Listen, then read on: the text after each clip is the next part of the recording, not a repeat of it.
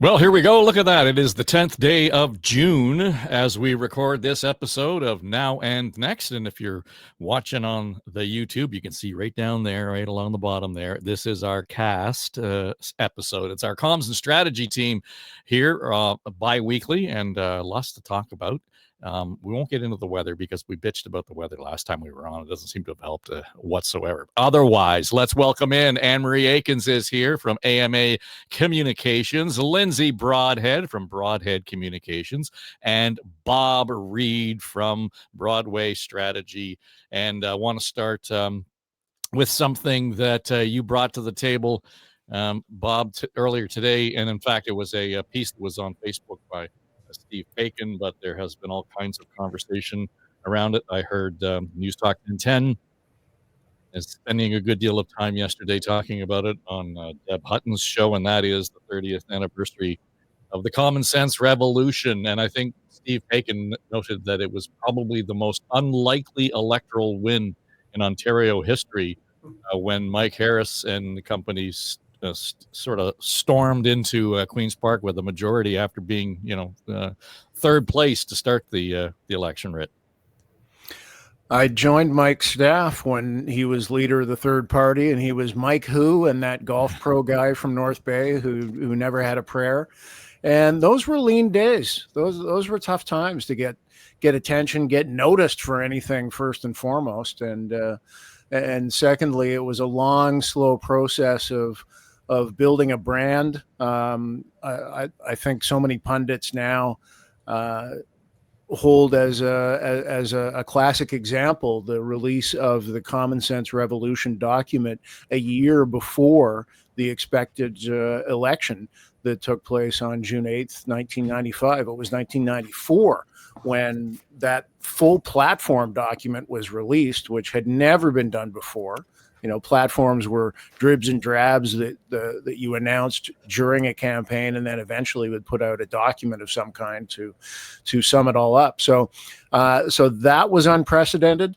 But one thing that we knew, and remember, this was after 5 years of Bob Reid's NDP government, of unprecedented levels of red ink at Queen's Park. In fairness, that government was hammered by a really deep recession that impacted badly on revenues. But there was tremendous fatigue in the province with the direction that we were heading in. And one thing that we knew from polling was that the core elements that Harris was all about were ones that would resonate really strongly with the electorate. And we knew it would take time to get there, but the polls would eventually change. And it wasn't until about halfway through the election that they actually did. We were 25-ish points behind when that writ was dropped. And so to pull a sizable majority government result out of that was really unexpected. It certainly was at the outset, and tremendously satisfying for those of us who were involved. So at what point in that campaign did the penny drop for that team and thought, holy shit, man, we have a real shot at winning this? I think it was about 10 days out when the sort of consensus of the major pollsters were that we were ahead and tracking really strongly. And it did put some wind in our sails. We were a happy band of warriors, and some of the touring media. My job, I was the campaign press secretary, so I was on the media bus with the reporters day in, day out through the course of that campaign period. And a couple of them said, you guys don't seem bugged by anything. Like, in the early days, things are not going really great for you guys, but you seem okay with it. And I think part of it was we kind of had very little to lose because the PC party was a rump, in where it had been in the last two governments. And it was a long, slow rebuild. So it's not like we had the world by the tail and we're at risk of losing it. It was, we kind of had nowhere to go but up. Yeah, you talk about that shift in the polls and being down 25 points or 20 points at the outset, and that sounds very familiar based on what we just saw federally, Lindsay. And but the idea that I think Harris and the campaign in those days, say what you will about the the nature of the tone of the government, and I think we can say plenty, but I think the one lasting legacy is this whole idea that he said what he was going to do. He put it out there, told people what he was going to do, and then he just went ahead and did it, whether you liked it or not. The common sense revolution, that idea of as Bob said, stating the facts. Here's where we stand. Here's where we're going. A year ahead of the actual writ. That was brave, but also kind of changed the whole strategy around campaigning.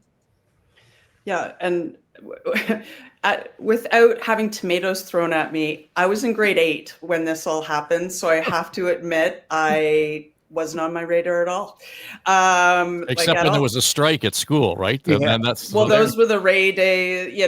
Yes, I remember the economy of the time. My dad was in construction, and it was an interesting time in Ontario. But as more a student of, I guess, history in this regard, I had the opportunity to work with many people who worked on this campaign. And I can say they're all leaders. Like, there was something in that campaign that brought together some fairly formidable men and women who went on to influence many others. So there's that.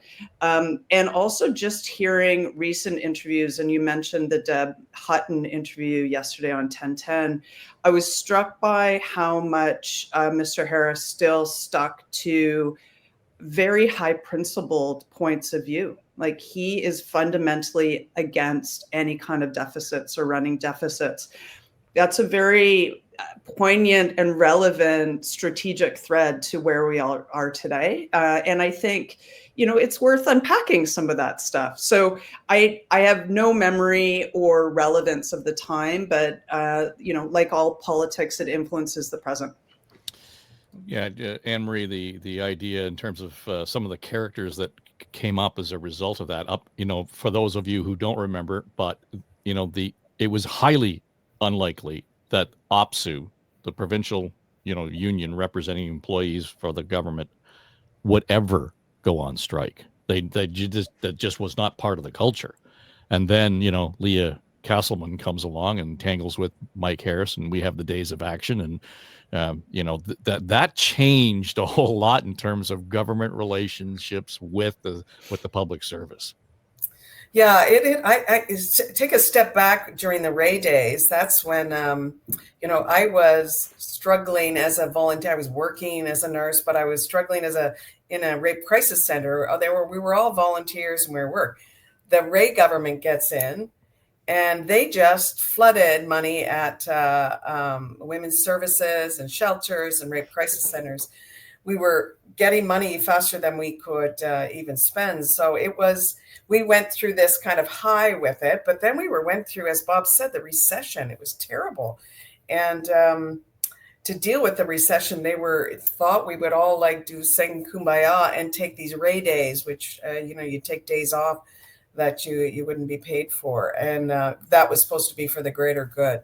Created a lot of dissent. And I think it set the stage, as well as the recession itself, for the Mike Harris government to come in.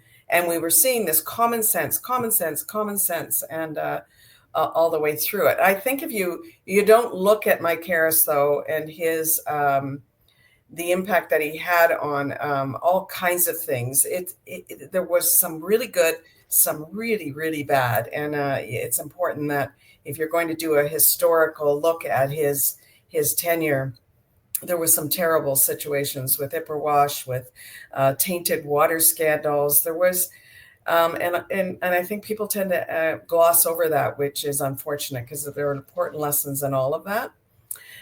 So that was, but those were those days when the rape crisis movements and other women's movements, they were then going to claw back during the Mike Harris years the money that we'd gotten during the Bob Ray years. And that's when I really got my feet wet in the protest movement. So it's interesting to see how the U.S. is dealing with protests now and what we learned when we were protesting. It's a seriously interesting time, how history can repeat itself and what we learn and what we don't learn. But it reminded me when Bob reminded us of the 30 years, just freaking how old I am. But secondly, just how cyclical these things are and how they change or they don't change. And it reminded me a lot. But I remember for years afterwards, because he eventually was very much hated. The common sense words were hated. They were banished from many people's and government's vocabulary for many years. And it was interesting how they resurfaced during Poilievre's campaign. His common sense is constantly being repeated again. But for many years, you didn't say common sense. That what had become like just a no-no. You just didn't go there. But it's interesting. We seem to be back there. Well, the interesting part for me in the common sense comment, Bob, is that what Mike Harris meant by common sense is not what Donald Trump means by common sense. I mean, there's no sense to Donald Trump's common sense. You could actually pull a thread through the common sense document and say, well, that makes sense. We need to be doing these things. There was some logic. There was some foundational, argument for them.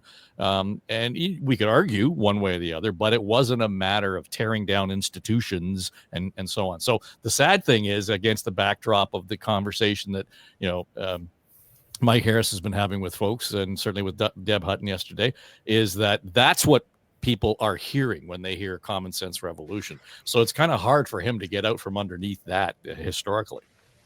Yeah, and it was named that very deliberately, very specifically, because for the reasons as you say, Dave, that if you read through it, whether you wholeheartedly agreed with it or not, there was a logic to it. There was truly common sense to it, and it was revolutionary at the same time to say, we're going to cut taxes, we're going to cut spending, and that combination will invigorate the economy and create the growth that will enable us to balance the budget and do the other things that we're trying to achieve here. So there was a thread that ran through it, and it was revolutionary thinking at the time. Last point I'll make is there's a book came out about a year ago that is a collection of essays that was curated by one of the members of our campaign team, Alistair Campbell. And he reached out to writers from various spectrums, from academia, from industry, from business, from social organizations, and not all of them conservatives, to give their take, to look back at certain aspects of Harris policies that were brought in at that time. And it's a very telling read, because nothing has fundamentally been reversed in terms of some of the big, bold measures that were taken. Subsequent governments have not reversed them. They didn't dramatically re-increase welfare rates after we brought them back to an average rate based on what other provinces were paying out. They didn't. They haven't separated Toronto back into 6 municipalities. They haven't put the monolith of Ontario Hydro back together. So there's a long list of things that were revolutionary at the time, but subsequent governments have, by the same token, not messed with either. Yeah, interesting to me. You talk about some of the people and the leaders that came out of that campaign team, Lindsay, and people that you have worked with. On the flip side, Kathleen Wynne will tell you that the reason she got into politics is because of Mike Harris. That she ran to become a school board trustee, and off she went. So, and you mentioned that sort of the life cycle and the rhythm of the actual politics and the governance of the province, there you have cause and effect right away, 30 years ago.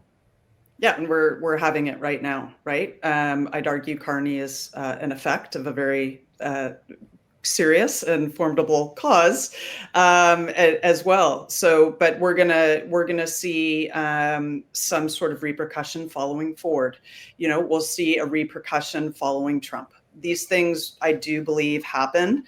And what we're seeing in Los Angeles, these movements back and forth, we're always tempering who we are as societies and what our vision of the good is. Old Platonic ideas kind of raised to the surface again and again and again, and we have to right size. What Harris did then, would it be repeated now? I unlikely. It was a moment in time. It was reactionary to what had been before it. There was some great ideas within it, but at the same time, it is situated and in that historical route. But the people and players, we find ourselves in terms of who we are and how political we are in reaction to other things, both the good and the bad. Well, part of that would have been the protests at Queen's Park, et cetera. And in the day, it would have been considered that the OCAP drama with the OPP on the front lawn, Bob, was, quite memorable. And people kind of got into it. And that was viewed as this, oh, my God, we have never seen this in Ontario before. But if you actually compared what happened then to what's going on today in Los Angeles, that was a freaking Tea Party. Yeah. Very much so. Right. I mean, the idea that there was any kind of real threat or how people behaved was something again. But it made me wonder about sort of the point of protest. That if in fact you're going to demonstrate, who is your audience, right, Emery? I mean, if you're looking at it and saying, I'm going to scream at the cops or throw stuff at the police, then guess what? Is that the actual point of your protest? And I thought it was interesting against the backdrop of what went on or what is going on in Los Angeles with National Guard, with local police, with the Marines being called up, et cetera, that the demonstrators seem to be taking it out on the cops on the front line. I understand why, but if you want to make a point, there's some thought that just sit and be quiet, and they take a page out of the civil rights demonstrations from the 50s and 60s. Yeah, sometimes the protests are strategic in nature.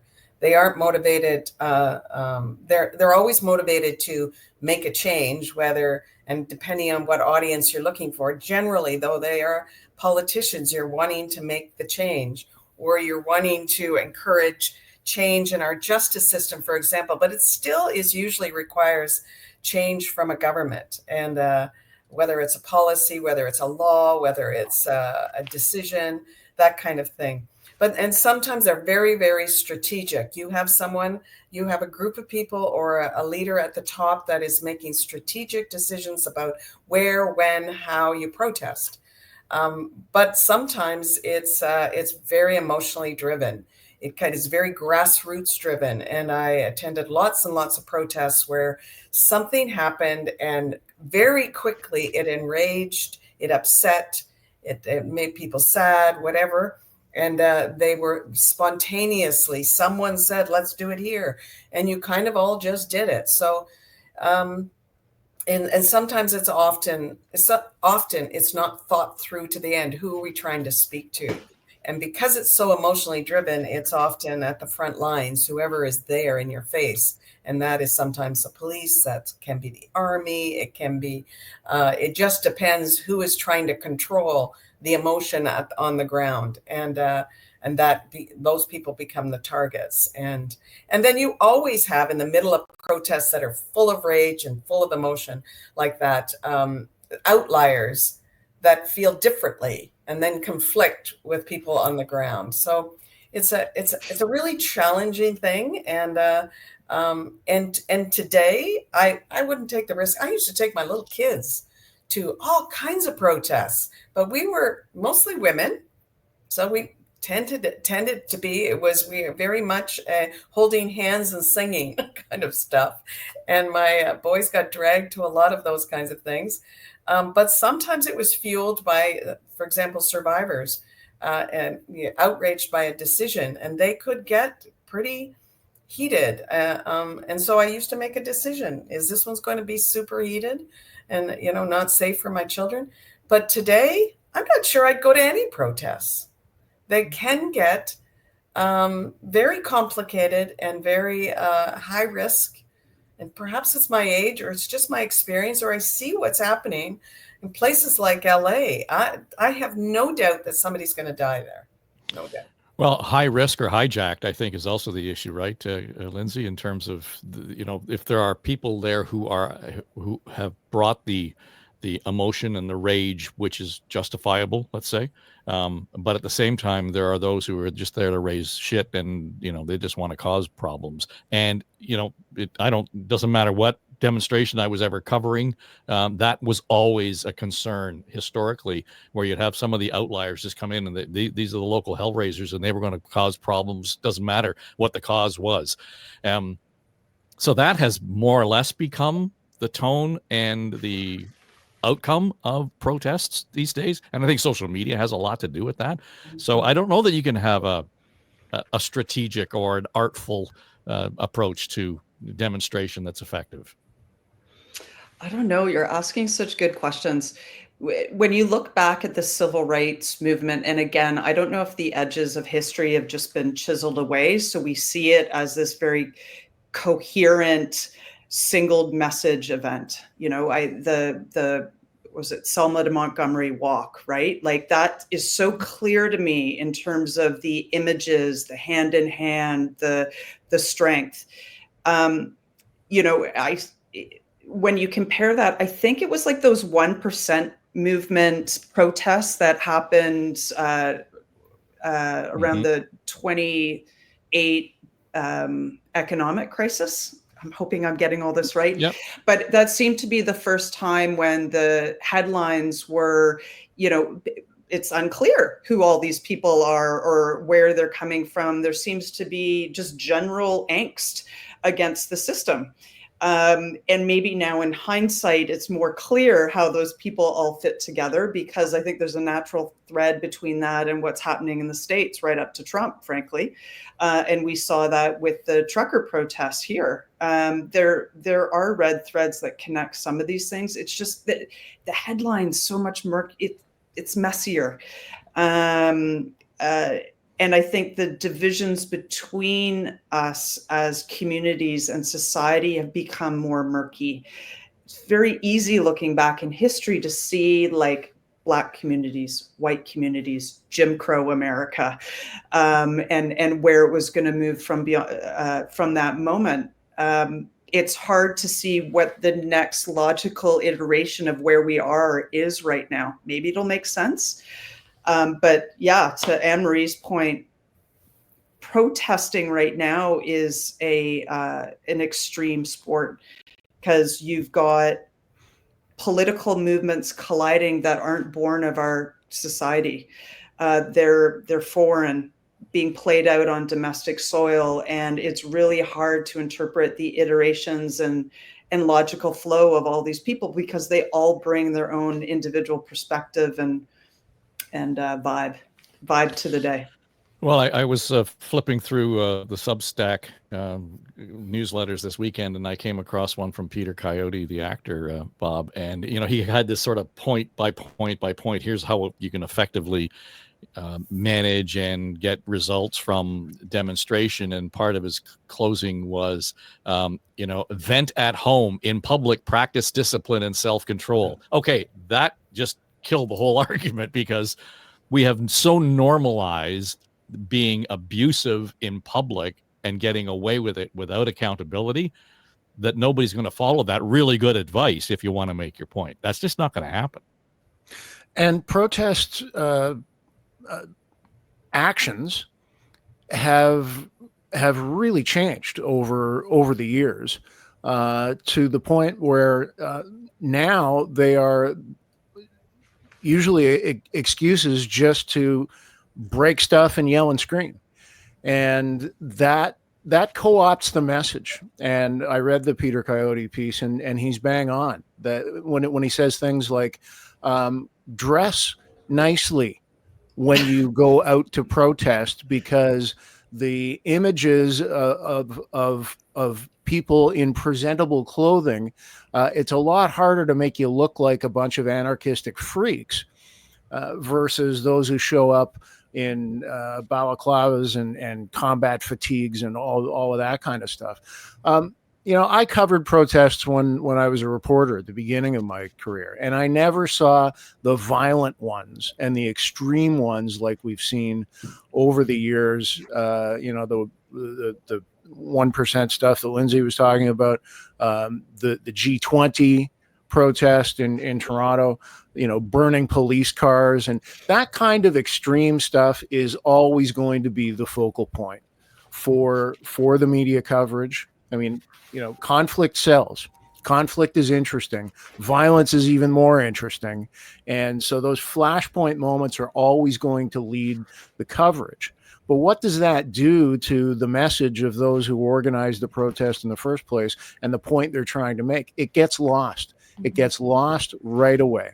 And it's a highly ineffective way of sending a message, unlike, the Martin Luther King era peaceful protests of the civil rights movement, or the kinds of level-headed actions that Peter Coyote calls for, saying, this is how you protest and really drive the message to the audience that you're trying to reach. And that's what all of us around this table, do every day. Yeah. Just a question to throw in the mix for you guys. Do you think what we're seeing in Los Angeles, are they protests? Because I'm also thinking about like the Rodney King reaction, also same area. When you think of Martin Luther King, there's an academic discipline behind it that took time to mobilize and teach. Whereas right now, these people are kind of fighting for their lives in a more direct way. And I'm just like, is this protest?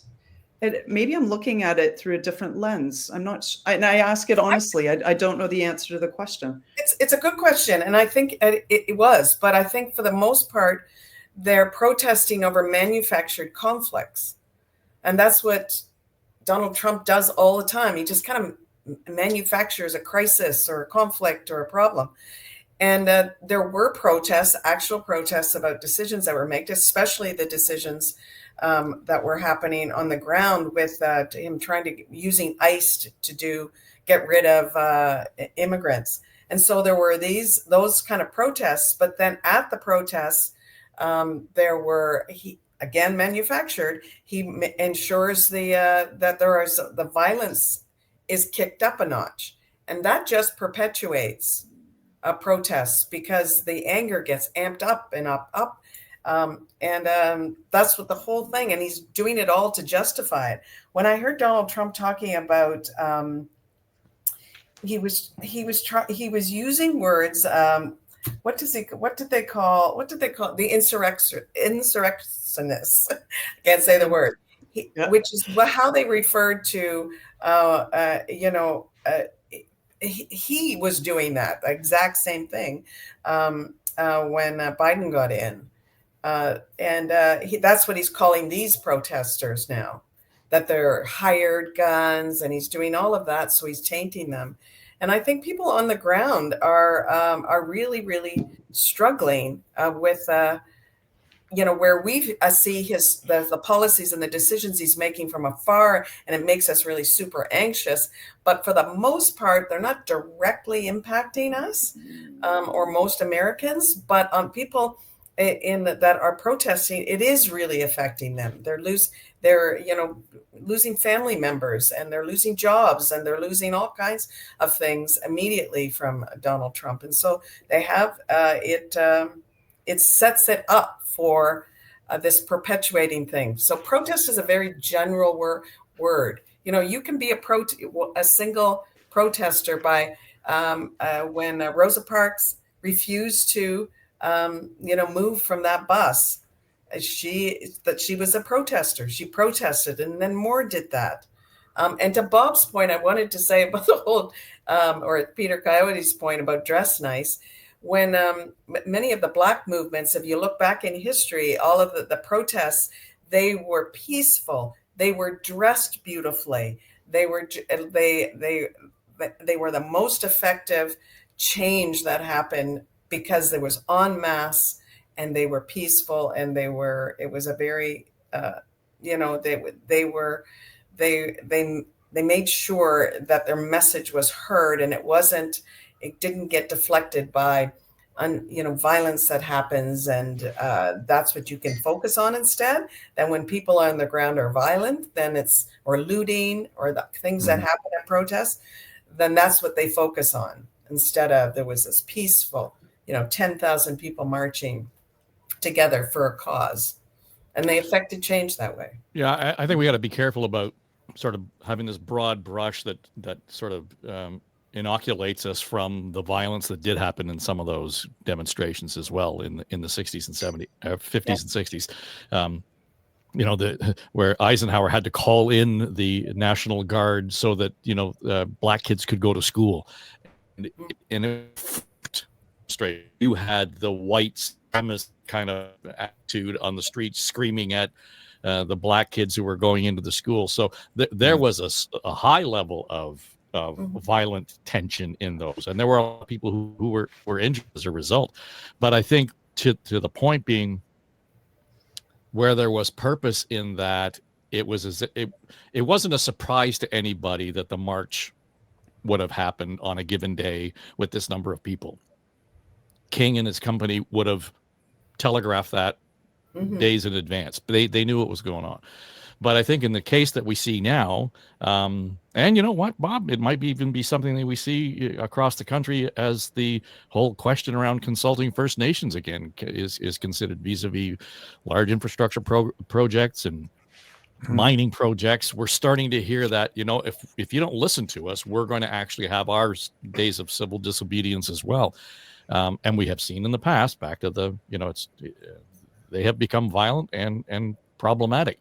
It gets lost in terms of what the message is. And so, do we consult with First Nations? Sure.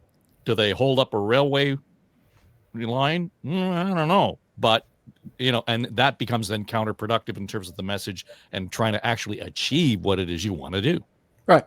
Yeah, it's really no different than some of the other examples that we've cited. That it undermines your message. If your tactics swamp your message, then you've lost the thread. And so I hope we don't return to those days. But we'll see. It's going to be a tall order for Carney and Company.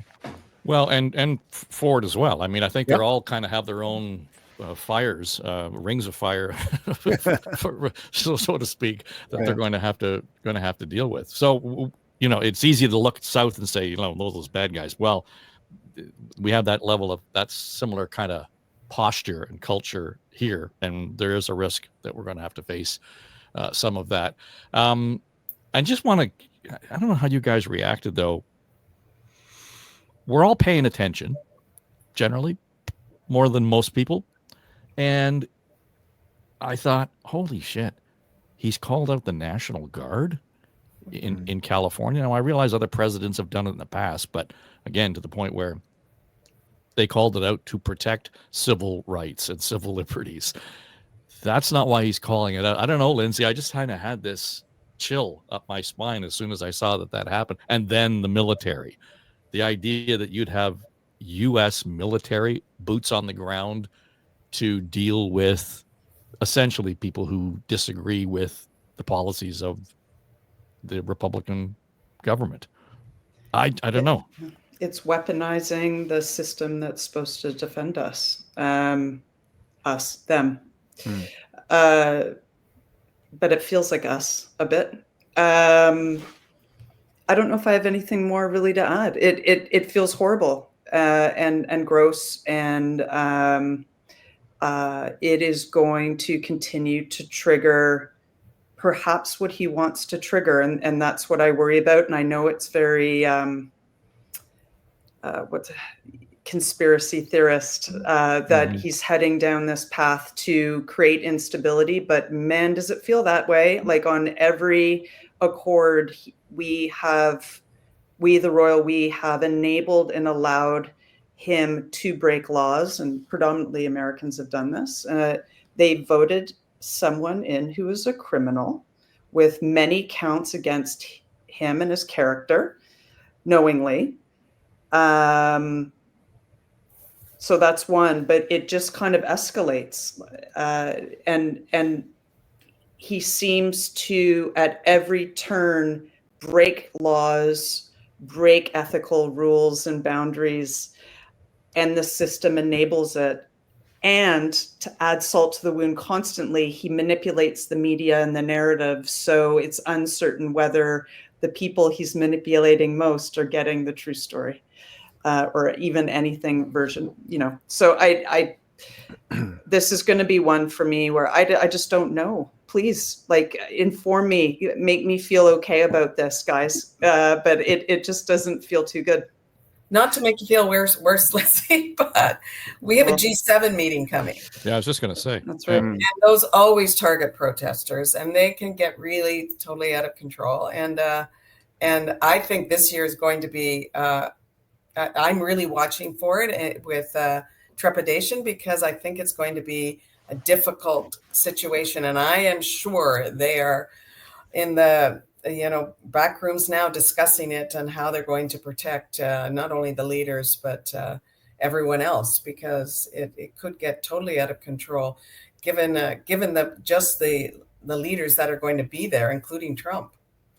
Well, the geography is helpful. Yeah. This is the second one, I believe, consecutively that's been held at Kananaskis. The last time we hosted the G7 or G20 or whatever G it was, they did it there because it's an easy site to isolate and insulate from protest activity. It's an easy place to keep people away from, and it's a hard place, flip side, it's a hard place for a lot of activists to descend upon just by the nature of its location and the fact that it's up in the mountains like it is.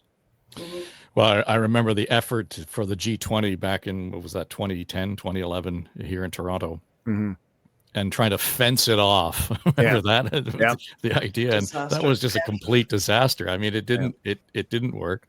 And there were so many points in Toronto that could be targeted, Queen's Park being one of them, but then just, Bay Street was one of them, up and down Queen Street, the vandalism that happened. There was no way for police at the time to be able to contain any of it until, they successfully kettled everybody at what was it, Bathurst and Spadina, something like that, downtown in the rain. But, even there, no matter how well prepared you are, Bob, it's going to open up law enforcement to all kinds of criticism. I don't think, Bill Blair ever lived that down.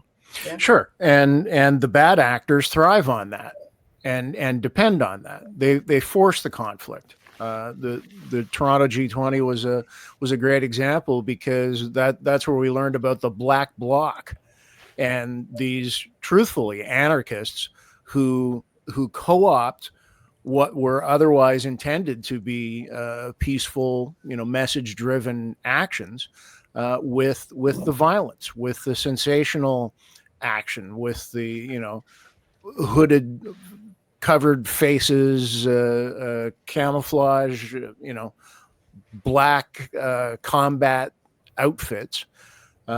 So that conflict. They thrive on that conflict, and they go out of their way to make it happen and to be provocative agents.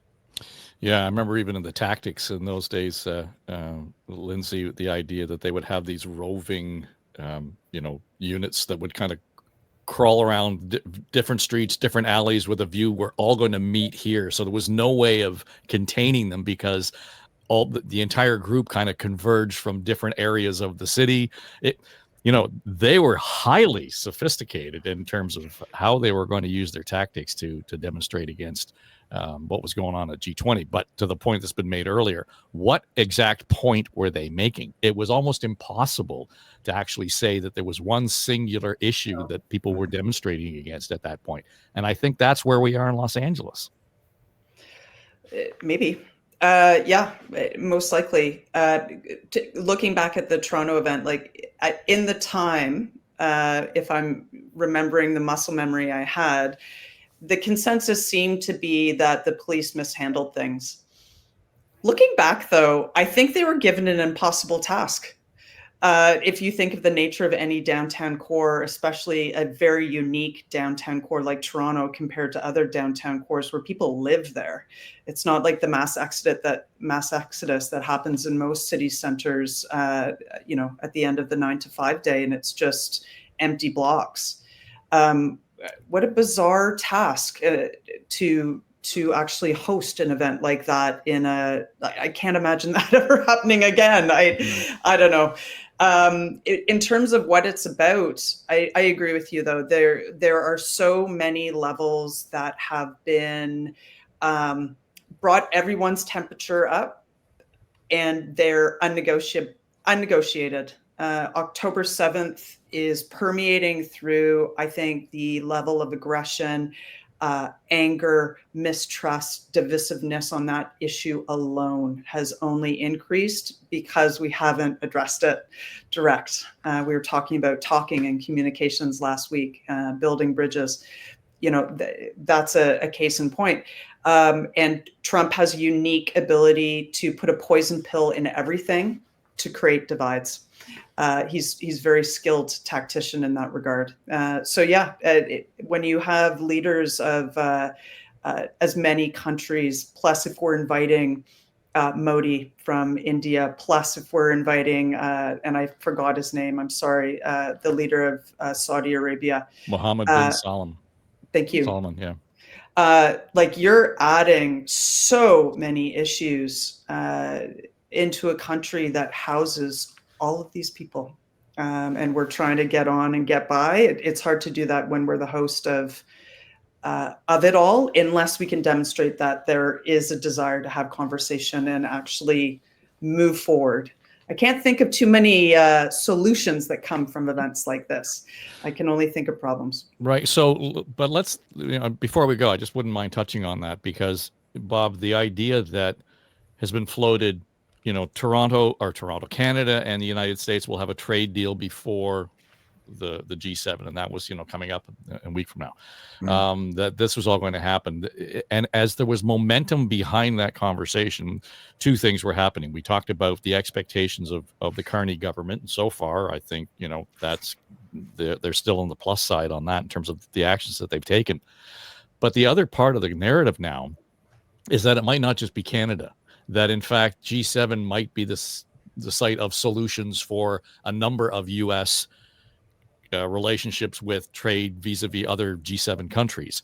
So it might be out of the blue, but something that we didn't expect is that this G7 meeting might in fact be a catalyst for a whole lot of solution that we had hoped to have in the face of the Trump chaos. It could well be. I think that's ambitious to shoot for. But the fact is, when you get enough high-level people together in the same room, a lot can come out of it. And one thing we know is Trump can't keep playing the game globally that he's been playing on a sustained basis. There has to be a resolution to this. And he's burning tremendous political capital to keep fighting with the world and to keep tariffing the world. And he's losing traction on it. So it would not be surprising, hugely surprising, if there weren't a number of multilateral resolutions coming to the fore in the near term. And the fact that they are going to be in the room together does create that opportunity. Again, I think it's very ambitious. I think it's very hopeful, but we'll see. Well, the one thing that kind of makes me kind of lean that way, Anne-Marie, is that just yesterday or 2 days ago, the president of Mexico says, "I'm coming." And I thought, really? You're like, it's a week out and you're confirming that you're going to be there. So there's something going on in talks behind closed doors that are going to make it worthwhile for her to be there. And does that mean a Canada, US, Mexico deal gets, I don't know, but it just for me was a tell that, there's something else going on here where otherwise we would have taken it for granted. Of course, the Mexican president's going to be there. Mm-hmm. Yeah, this is, I keep imagining what it's going to be like. And I think the only way it's going to really go well is if Trump doesn't go.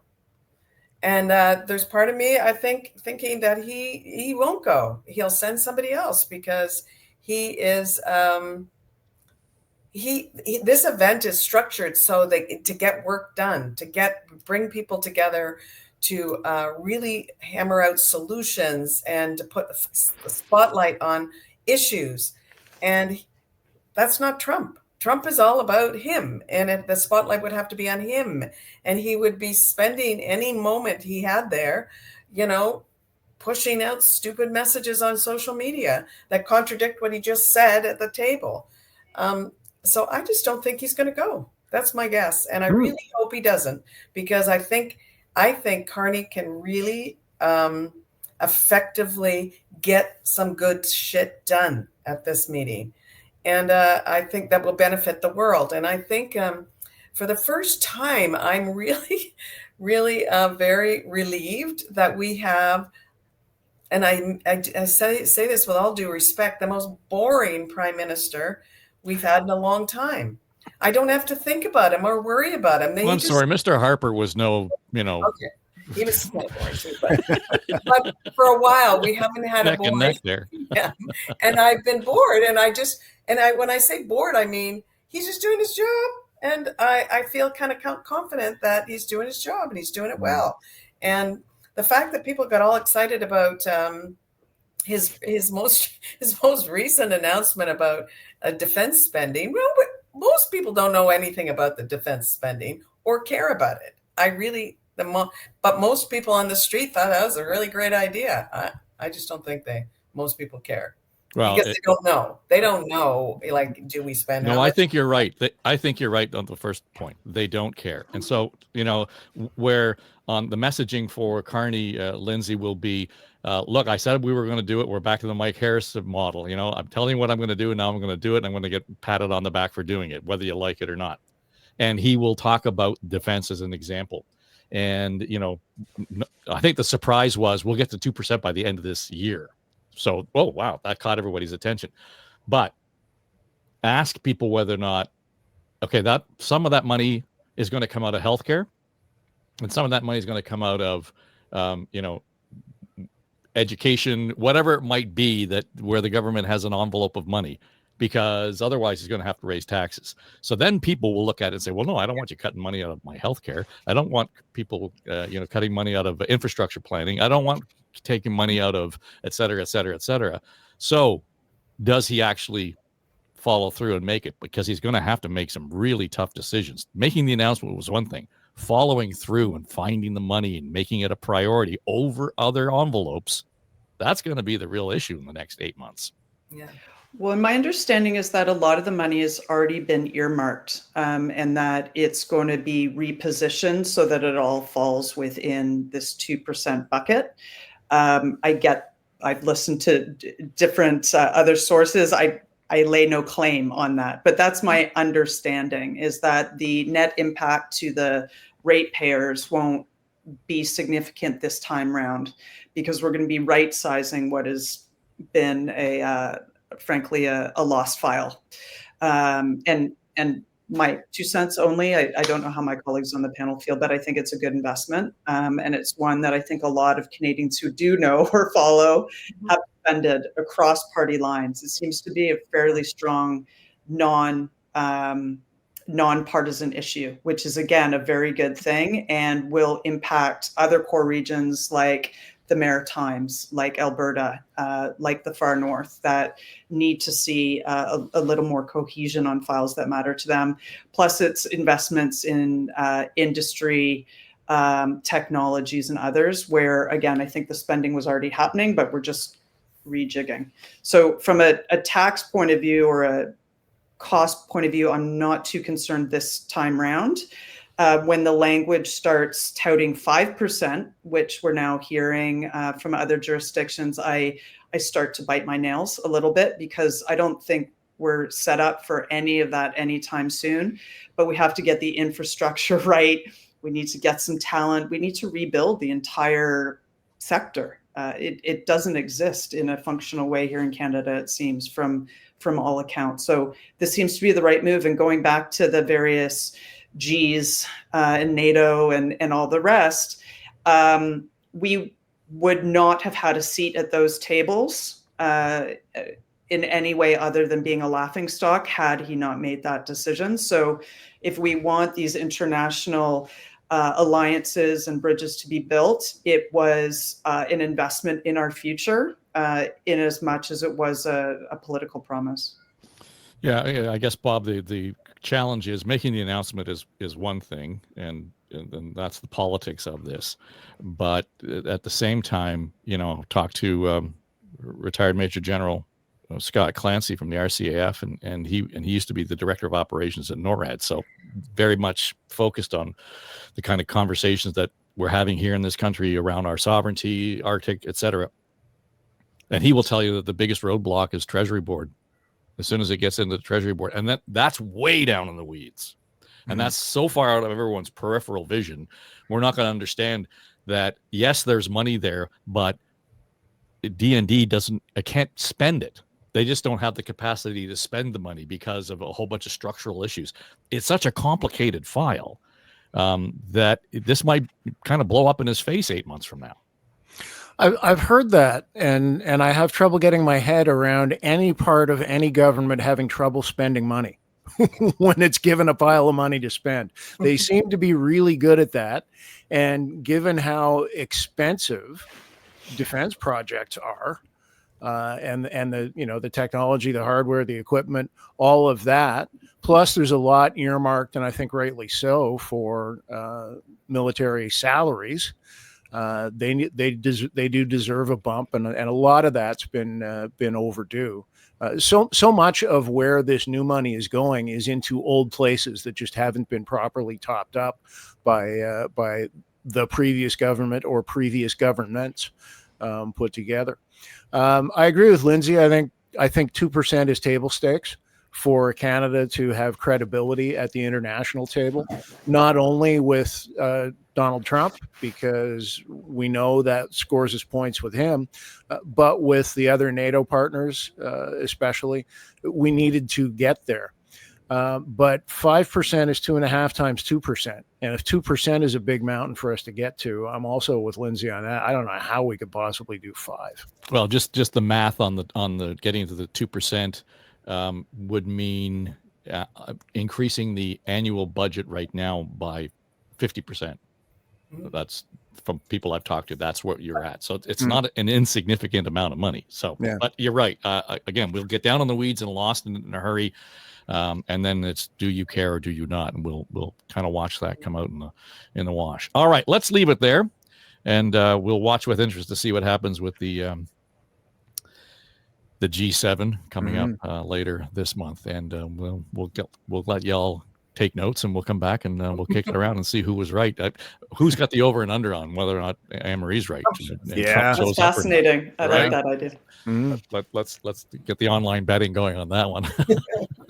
All right, Lindsay Broadhead, Anne-Marie Aikins, Bob Reid, thank you all for being here. I'm Dave Trafford. This is Now and Next. And by the way, we will be recording On the Ledge, your Ontario Politics podcast. I know the legislature is not going to be in session until after Thanksgiving, but the Ontario Politics podcast continues for a couple of weeks anyway, and I do want to get their take on what happens in Kananaskis as well. So we will be recording that in a couple of days from now. So if you're watching on YouTube, subscribe to the channel right now, because you get Now and Next, but you also get On the Ledge as it falls into the feed, and wherever you happen to be listening to this podcast, Apple, iHeart, Spotify, on the Ledge is there as well. So subscribe, find it, and click the subscribe button, and we'll be in your inbox on a regular basis. All right. Thanks for being here. I'm Dave Trafford, and this is Now and Next for Story Studio Network.